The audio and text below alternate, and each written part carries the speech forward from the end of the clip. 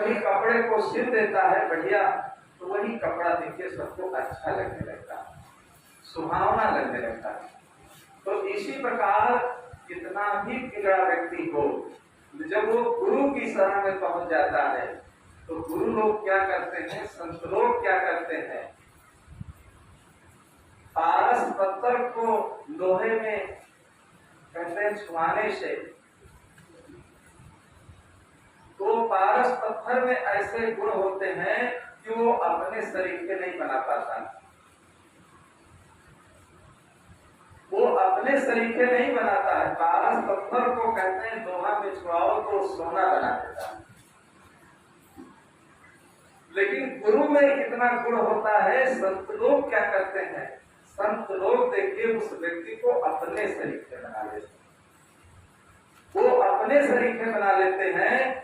जैसा उनका जीवन होता है देखिए, वो अपने जीवन के आधार पर देखिए वो बना लेते हैं, वो सीख दे देते हैं और वो ज्ञान को प्रदान कर देते हैं। तो शिष्य का जीवन भी देखिए महान हो जाता है और महानता उस व्यक्ति के जीवन में प्रवेश हो जाती है। तो इसीलिए गुरु पूर्णिमा के अवसर पर, और गुरु पूर्णिमा का महत्व देखिए यही हमें संदेश देता है कि हम लोग गुरु के बारे में सीख लें, जान लें, समझ लें। और कुछ लोग तो इस बात को लेकर हंसी करते हैं, लेकिन जो लोग नहीं जुड़े हैं वो लोग इस महत्व को नहीं समझ पाते हैं। और जो लोग किसी न किसी पथ से, किसी न किसी सिद्धांत से देखिए जुड़े हैं, तो वो लोग समझते हैं कि हमें किस चीज का ज्ञान मिला और कैसा ज्ञान मिला है और किस ज्ञान को प्राप्त करके हमारे जीवन में महानता।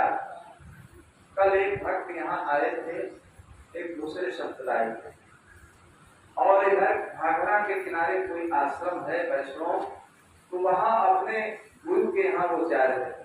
रास्ते में इधर आए थे और जानते थे यहाँ आश्रम है, तो आए अपनी माता जी को लेकर के और यहाँ आए 1 घंटा रुके। तो हमने कहा रुकिए, तो कहने लगे कई जगह जाएंगे हम, और इतना हम लोगों का भाव था, इतना प्रेम था, तो इतनी मेहनत से देखिए हमने कहा कि जरूर चलो आज संतों के पास और 10 वर्ष से देखिए जरूर लाभ मिलेगा जीवन में और नई एक जीवन में हमारे ज्योति जगने लगे। देखिए संतों के निकट जब व्यक्ति जाता है तो उसके जीवन में एक नई किरण पैदा होती है। ऐसे तो माया का इतना पसारा है, सारा संसार देखिए उसे माया के चक्कर में भूल जाता है। सदगुरु कबीर साहब ने कहा है कि बेहा दिनों खेत को और बेहा खेत खाए, और 3 लोग संशय बड़ी मैं काल कहो सब खाए।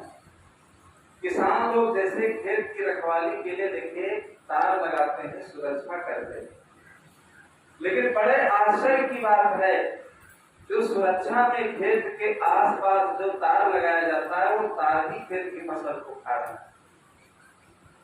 सदगुरु कबीर साहब हमें क्या ज्ञान देना चाहते हैं कि हम अपने जीवन में जिस माया को बढ़ाते हैं, जिस माया का विस्तार करते हैं, जिस परिवार का विस्तार करते हैं, अगर स्वभाव अच्छा नहीं है तो वही परिवार ही देखिए, वही परिवार ही, वही माया ही हमें कुछ दिनों में देखे खाने लगती है। हमारे जीवन में टेंशन और उपाधियां, दुख, संकट, मुसीबत, जिस माया को हम बनाते हैं उसी माया से हमें मिलने लगता है। तो 3 लोग संशय पड़ी मैं काल कहो सकता। सारे संसार में देखिए संशय है सबके अंदर, और इसी संशय में लोग पड़े रहते हैं, फिर भी माया का विस्तार देखिए आगे आगे जारी रखते हैं। और कोई तो ऐसे व्यक्ति होते हैं कई शादियां करते हैं, फिर बुढ़ापा अगर आ जाता है तो बुढ़ापे में फिर शादी कर देते हैं। अरे कितना माया का विस्तार करते जाओगे, जितना ये बढ़ाते जाओगे उतना ये संसार का संसार बढ़ेगा।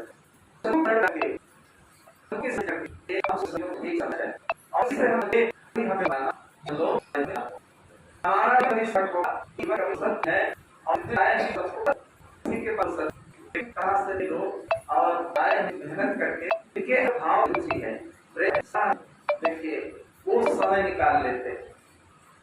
और जिनके अंदर रुचि नहीं है, भाव नहीं है, श्रद्धा नहीं है, वो पास में ही बैठे रहेंगे लेकिन उनके अंदर भाव नहीं जगने वाला। तो भाव जब आ जाता है वही व्यक्ति भक्ति कर पाता है। ऐसे तो कहावत के लिए लोग कहते हैं कि भाई गुरुमुख हो जाना चाहिए, तो गुरुमुख कहने के लिए लोग हो जाते हैं, केवल किसी जगह नाम केवल लिखा देने से केवल काम चलने वाला नहीं। केवल नाम लिखा दिया बस काम हो गया। जमीन का केवल बैनामा करा लिया और लेकिन जमीन में अगर जुताई बुआई नहीं किया तो क्या अनाज मिलेगा? नहीं मिलने वाला। कुछ लोगों का तो भाव यही रहता है, अरे अब हम तो भक्ति भावना में अब आ गए, अब संतों के पास आने जाने की क्या जरूरत? ऐसा नहीं है। जो गले में हीरा पहनाया जाता है, जो हीरा पहनाया जाता है, देखिए वो उस हीरा से कोई ज्ञान मिलने वाला नहीं, वो तो एक चिन्ह है, वो तो एक चिन्ह है। लेकिन ज्ञान मिलता है संतों से, ज्ञान मिलता है संतों से। जब संतों की शरण में हम जाते हैं तो हमें ज्ञान मिलता है और तब हमारे अंदर चेतना आती है, तब हमारे अंदर अच्छे भाव जागृत होते हैं, तब हमारे अंदर अच्छे विचार जो है हमारे अंदर प्रवेश होते हैं। और अगर हम जाए ही ना, केवल भक्ति भावना में जुड़ जाए, तो जुड़ जाने से केवल जुड़े ही लोग रहते हैं लेकिन उनके जीवन में कोई अच्छाइयां नहीं आती। तो इसलिए हर इंसान को चाहिए कि अपने जीवन को निर्मल बनाने के लिए, अच्छा बनाने के लिए, पवित्र बनाने के लिए जरूर अच्छी जगह जाना चाहिए और जीवन में अच्छे संस्कारों को जीवन में संस्कारित करने के लिए प्रयत्न करते रहना चाहिए। तो जो प्रयत्न करता रहेगा तो जरूर उसके जीवन में अच्छाइयां आएगी और जरूर उसके जीवन का कल्याण होगा। तो गुरु का महत्व यही है और गुरु पूर्णिमा मनाने का मतलब यही है कि कैसा हमारा भाव होना चाहिए। एक देखिए वैदिक साहित्यों में एक कथा आती है उद्दालक मुनि, उनके आश्रम पर देखिए मालूम कितने लोग शिक्षा लेने के लिए जाते थे। कहीं पर शिक्षा ले लेना, कहीं पर चले जाना अलग की बात होती है, लेकिन लगन से कोई काम करना, किसी को लगन से खिलाना पिलाना और किसी को ऐसे ही दे देना, कोई काम लगन से करना अलग की बात होती है। और केवल कर डालना तो वो भाव नहीं बनता। तो आश्रम का जो खेत था, बहुत मूसलाधार कैसे वर्षा हुई, तो गुरु जी ने भेजा कि आदमी को कि जाओ आश्रम का जो खेत है देखो, पानी उसमें बह रहा है, क्या हो रहा है देखो। तो कई लोग गए वहां, आश्रम का जो खेत था, तो इतना मूसलाधार वर्षा हुई थी कि उस वर्षा के कारण खेत का पानी जो है वो बह रहा था। तो उस पानी को रोकने के लिए बहुत प्रयत्न किया लेकिन वो पानी रुक नहीं रहा था। तो देखिए इतनी गुरु भक्ति उनके अंदर थी, इतनी गुरु भक्ति उनके अंदर थी, इतना भाव उनके अंदर था कि जहां मेड़ से पानी बह रहा था, देखिए उसी पर लेट गए कि पानी हम खेत का, आश्रम का जो पानी खेत का है बहने नहीं, और उसी पर लेटे रहे, पानी को रोके रहे। शाम हो गई, नहीं लौट कर आए, तो गुरु जी यहाँ इंतजार करते रहे कि क्या हो गया, अभी तक नहीं आए। तो लकड़ी लेकर के गुरु जी जहाँ आश्रम का खेत था वहां पहुंचे और इधर उधर खेत में ढूंढते रहे।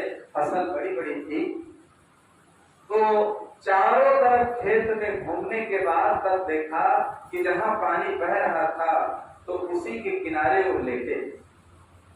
तो उनको देख करके देखिए, हाथ पकड़ करके गुरु जी ने कहा, अरे हमने कहा था कि वो देख आओ, खेत का पानी तो नहीं बह रहा है, लेकिन तुम लेट गए कि पानी बहने हम नहीं देंगे। अरे शरीर से अपने पानी कहाँ तक रोक पाओगे? तो देखिए आदमी क्या कहने लगे, देखिए गुरु की आज्ञा थी, जब मिट्टी से पानी नहीं रुका तो हमने अपने शरीर से पानी रोकने का हमने प्रयत्न किया कि हम शरीर से अपने पानी रोकें। तो कितने आज्ञाकारी थे, कितने आज्ञाकारी थे कि शरीर से अपने पानी रोकने के लिए देखिए कितना प्रयत्न करते रहे, कई घंटा लेते रहे। तो गुरु भक्ति का मतलब ये होता है कि हमारे जीवन में माता पिता हो चाहे गुरु हो, देखिए जो आज्ञाकारी व्यक्ति होता है वही व्यक्ति देखिए महान बनता है, वही व्यक्ति महान बनता है और उसी के जीवन में देखिए महानता आ जाती है। कुछ लोग देखिए गलती करते हैं फिर भी अपनी गलती नहीं मानते, और कुछ लोग ऐसे होते हैं गलती नहीं करते हैं फिर भी अपनी गलती वो मान लेते हैं। सदगुरु विशाल साहब के जीवन की एक घटना मुझे याद आ गई। उनके शरीर में बहुत गर्मी रहती थी।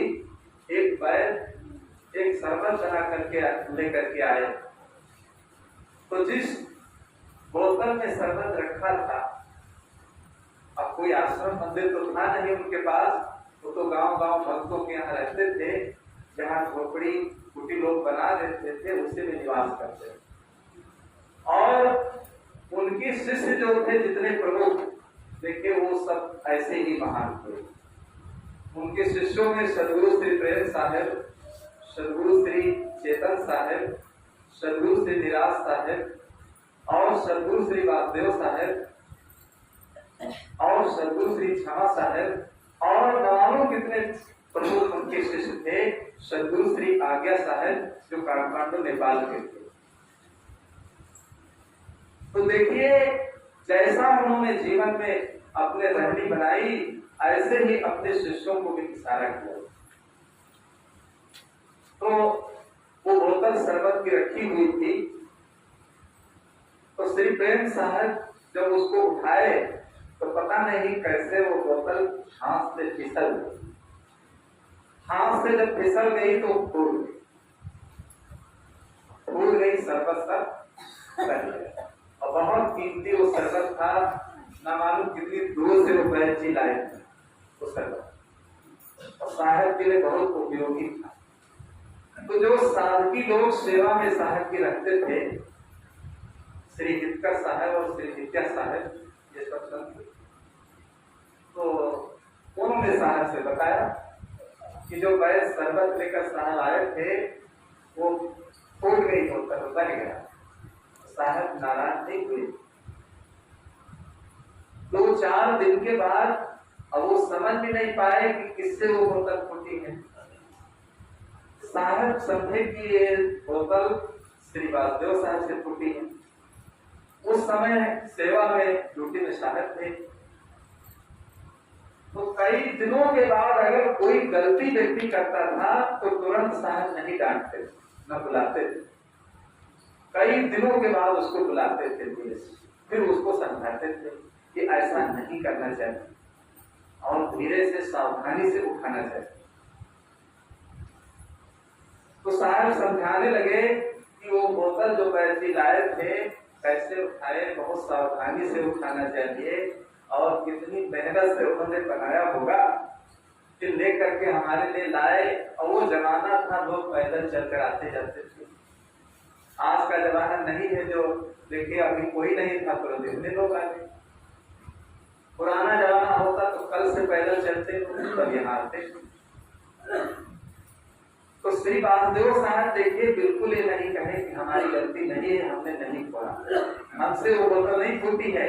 वो हाथ जोड़े बैठे रहे, नीचे क्षमा मांगने लगे साहब से कि गलती हुई हमसे। देखिए तब तक पीछे से श्री प्रेम साहब आ गए, तो उनको समझाते समझाते सुन करके देखिए साहब क्या कहने लगे अरे बंदी छोड़, वो बोतल हमसे फूटी, विश्व साहब से नहीं फूटी है, वो बोतल हमसे फूट गई है, आप इनको मत कहिए कुछ। और आप ये भी नहीं कहते हैं कि हमसे बोतल नहीं फूटी और मुझसे फूटी, आप हाँ हाँ कर रहे हैं। अगर हम लोग उस जगह होते तो तुरंत लड़ जाते। किसी की अगर गलती नहीं है और उसे अगर कहा जाए तो देखिए वो व्यक्ति तुरंत लड़ जाता है। अरे लड़ जाता है, कुछ लोग तो ऐसे होते हैं मार काट कर देंगे तुरंत। लेकिन देखिए इसको भक्ति कहते हैं कि गलती नहीं थी फिर भी वो हाँ हाँ करते रहे। और जिनकी गलती थी जब उन्होंने कहा कि हमारी गलती है, हमसे ऐसी त्रुटि है, तब साहब को पता चला। तो सदगुरु विशाल साहब देखिए क्या कहने लगे, इतनी देर से हम तुमको समझाते रहे तो मोड़ी झुकाए हाँ हाँ करते रहे और ये भी नहीं कहे कि हमसे नहीं त्रुटि है। अरे कह देना चाहिए। तो देखे श्री वासुदेव साहब ने क्या कहा, अरे किसी को सुनना ही पड़ता। बंदी छोड़, जब गलती हुई है तो जितने हम लोग हैं गुरु भाई, किसी से हुई है तो किसी को सुनना ही पड़ता, इसलिए हमने ही सुन लिया। देखिए भक्ति किसको कहते हैं, ये भक्ति का बंधु असली स्वरूप है कि अगर आप आए हैं सही से सम्मान न हो, जलपान न मिले, फिर भी आप नाराज न हो। हम किसी भक्त के यहाँ अगर जाते हैं, समय से जलपान नहीं आया, भोजन नहीं आया, कुछ व्यवस्था अगर हमारी वो नहीं कर पाया, यदि हम नाराज नहीं, जो व्यवस्था होती है उसमें हम संतुष्ट होकर के रह लेते हैं। और जब पूरी जिंदगी देखिए वो बेचारा रह रहा है तो क्या एक दिन हम नहीं रह पाएंगे, एक दिन हम नहीं खा पाए, जरूर हम ग्रहण करके रहेंगे। इसी को साधना और भक्ति, इसी भक्ति से धीरे धीरे बंधु हमें क्या मिलता है, साधना मिलती है कि हर चीज की जीवन में हम साधना कैसे करें। देखिए कभी ये मत समझना कि हम गृहस्थी में हैं तो हमें साधना नहीं करना चाहिए। साधना और भजन की सबको जरूरत है। कहीं पर किसी क्षेत्र में अगर हम रह रहे हैं तो साधना और भजन और भक्ति की हमें जरूरत है। साधना और भक्ति और भजन जब हमारे जीवन में आ जाएगा तभी देखिए हमारा जीवन महान होगा, तभी हमारे जीवन में महानता है।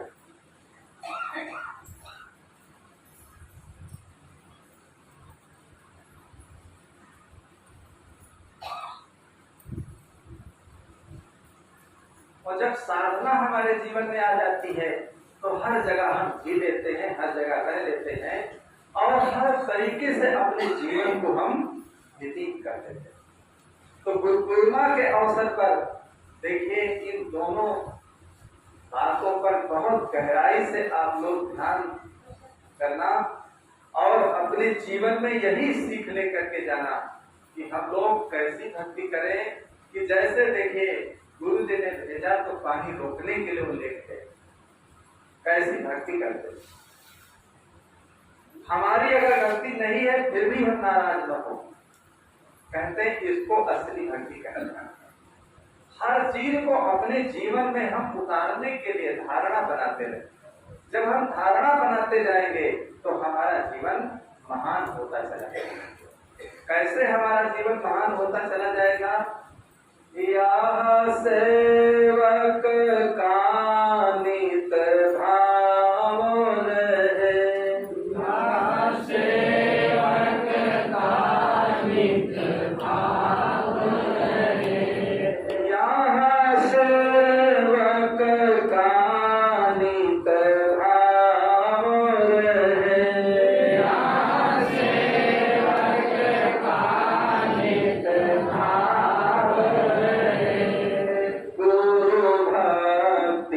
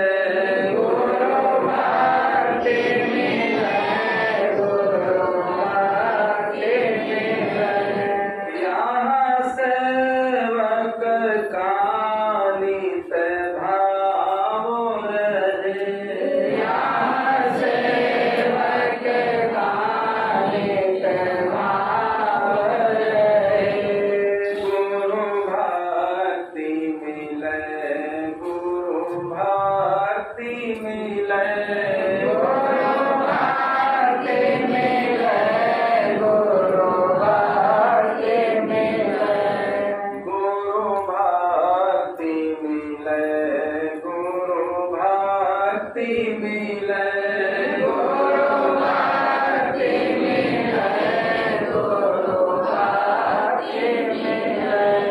नहीं चाहत प्रेम और कछु, नहीं चाहत प्रेम और कछु, नहीं चाहत प्रेम और कछु, नहीं चाहत प्रेम और कछु। गुरु भक्ति मिले, गुरु भक्ति मिले, गुरु भक्ति मिले, गुरु भक्ति मिले। जो संस्कृत सिंधु को नाव यह है, जो संस्कृत सिंधु को नाव यह है।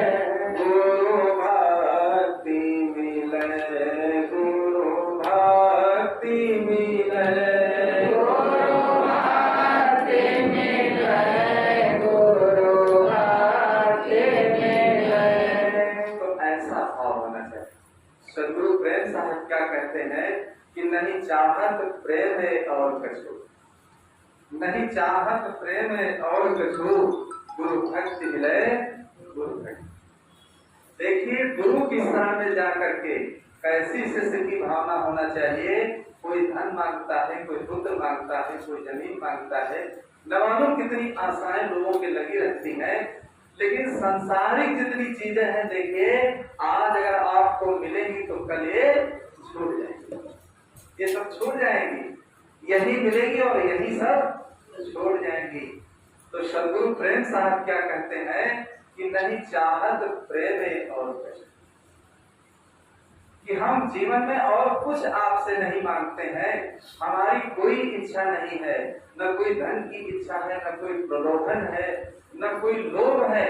गुरु पूर्णिमा के महत्व में जो अंधविश्वास लोग जोड़ देते हैं, ये गलत बात।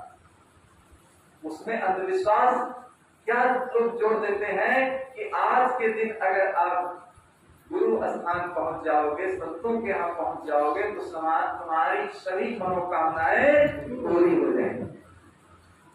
इसी तो लाभों की जनता पहुंच जाती है।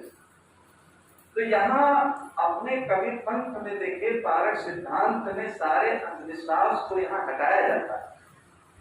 सारी मनोकामनाएं पूर्ण होने का मतलब क्या है कि आपके अंदर ऐसा ज्ञान हो जाएगा कि किसी चीज की आपके अंदर इच्छा ही नहीं होगी।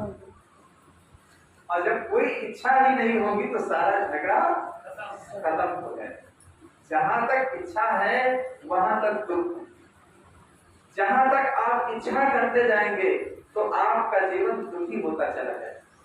बड़े बड़े राजा महाराजा देखिए, निर्धनिक का जो धन चाहे और धनिक चाहे विशेष, और विशेषों विशेष चाहे भवन चाहे नरेश, और नरेश चाहे इंद्र पद और इंद्र चाहे रणदीप, और असुर चाहे सुरपत बलन, और यह तृष्णा की रीत। तो ये तृष्णा की ऐसी रीत है, कभी इच्छाएं पूरी होने वाली नहीं। तो गुरु की शरण में जब आ जाओगे तो तुम्हारी सभी इच्छाएं अपने आप पूर्ण हो जाएंगी। और जहां तक तुम इच्छाओं को पूरा करते जाओगे तो ये कभी पूरी होने वाली नहीं।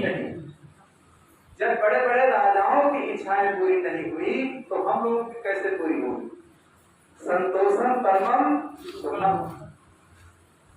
तो गुरु पूर्णिमा के महत्व का मतलब यही है कि आज के दिन जो गुरु पूर्णिमा में जो संतों के यहाँ पहुंच जाएगा तो ऐसा ज्ञान उसके अंदर आ जाएगा, ऐसा उसके जीवन में बदलाव आ जाएगा और ऐसे ढंग से उसके जीवन में संतोष प्राप्त हो जाएगा कि उसकी इच्छाएं ही संसारिक खत्म हो जाएगी। तो आपको महान सुख तक प्राप्त हो जाएगा जीवन में। जहां तक व्यक्ति देखिए इच्छा करता है वहां तक उसका जीवन देखिए दुखी होता चला जाता है। तो इसलिए हर मनुष्य को चाहिए कि अपने जीवन को अच्छा बनाने के लिए, अपने जीवन में निर्मलता को प्राप्त करने के लिए भाई भक्ति भी करते रहो, साधना भी करते रहो और जीवन में जितनी कलुषित भावनाएं हैं इनको निकालते जाओ। लेकिन भक्ति करो, लेकिन गुरु कैसा होना चाहिए ये भी समझ लेना। हर चीज की जैसे हम ईमानदारी देखते हैं, जमीन खरीदते हैं, कपड़ा लेते हैं, कोई सामान लेते हैं, क्वालिटी देखते हैं, तो इसी प्रकार गुरु का महत्व क्या है, गुरु पूर्णिमा क्यों मनाई जाती है, गुरु पूर्णिमा मनाने से क्या लाभ। तो गुरु कैसा होना चाहिए, जाका गुरु है आंधरा और चेला का कराए, और अंधे अंधा फेरिया और दोनों रूप करा। जाना नहीं, पूछा नहीं, समझ किया नहीं गौन, और अंधे को अंधा मिला और राम बतावे कौन। तो गुरु पूर्णिमा के देखिए पर्व पर इस बात को भी गहराई से समझ लेना कि गुरु कैसा होना चाहिए। गुरु कैसा होना चाहिए, देखिए मल नहीं जाए मल के होए। देखिए गंदगी से गंदगी साफ नहीं होती है। अगर कपड़े आपके गंदे हैं तो आपको क्या चाहिए, साफ पानी चाहिए। साफ पानी से अगर आप धो लेंगे कपड़े को तो आपके कपड़े साफ हो जाएंगे। तो इसी प्रकार गुरु कैसा होना चाहिए, किस गुरु की भक्ति करना चाहिए। भक्ति भी कई प्रकार की होती है। लोग शराब भी पीते हैं, मांस भी खाते हैं, न मालूम कितने गलत काम करते हैं और भक्ति भी करते हैं। एक व्यक्ति हमें मिले, सावन का महीना था और वो जा रहे थे कांवर लिए, तो रास्ते में हम बैठे थे, मिल गए, तो हम थक गए थे, तो हमने कहा सस्ता लो थोड़ा, तो सस्ताए। ये कहाँ की बात है, ये बिहार की बात, जहाँ के श्रीवास्तव साहब रहने वाले। एक नदी है और वहीं से देखिए गंगा से जल लेकर के बैजनाथ धाम लोग जाते, और उसी नदी के किनारे हम लोग बैठने जाते, जहां से गीता बहन आती थी, बिहार से। उनका शरीर छूट गया। देखिए लोग बड़ी बड़ी आशाएं करते हैं, इस जीवन का कोई भरोसा नहीं। सारा परिवार दिल्ली में रहता था और दोनों देखिए प्राणी यहाँ रहते। अब लोग कहते हैं किसी के साथ कोई जाता नहीं है, लेकिन पता नहीं जीवन में क्या पल में हो जाए, कोई इसका पता नहीं। और वो भोजन बनाती थी रसोई में, पता नहीं कैसे तार कटा था, बिजली लग गई, और जब बिजली लग गई तो खत्म हो गई। और वो बुजुर्ग थे उनके पति, जब वो अंदर गए देखा वो सब्जी सो गई है, क्या हो गया, तो पकड़ करके जब हिलाने लगे तो उनको भी बिजली लग गई, दोनों लग गए। दोपहर तक पड़े रहे। गांव के बच्चों ने देखा कि दादी आज नहीं जगी। दादी वो दुखती थी, दरवाजा खुले थे और मकान के अंदर जब सब बच्चे गए और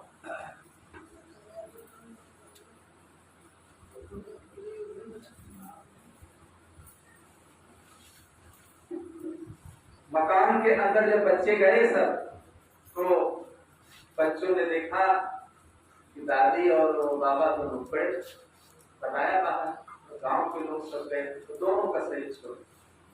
देखिए दोनों साथ साथ ही खत्म हो गए, किसी के प्रति कोई रोने वाला नहीं रहा। अब बताओ, उनको ये नहीं पता चला कि हमारी पत्नी खत्म हो गई और पति को पता नहीं चला कि हमारे पति खत्म। किसके लिए कौन हो? बराबर यहाँ आती जाती थी, बहुत अच्छे भजन गाती थी। तो मैंने कहा उनसे कि आप थोड़ा बैठ जाइए, तो वो कहने लगे हम भक्ति करते हैं महाराज जी, आप यहाँ बैठने आप भी चलिए।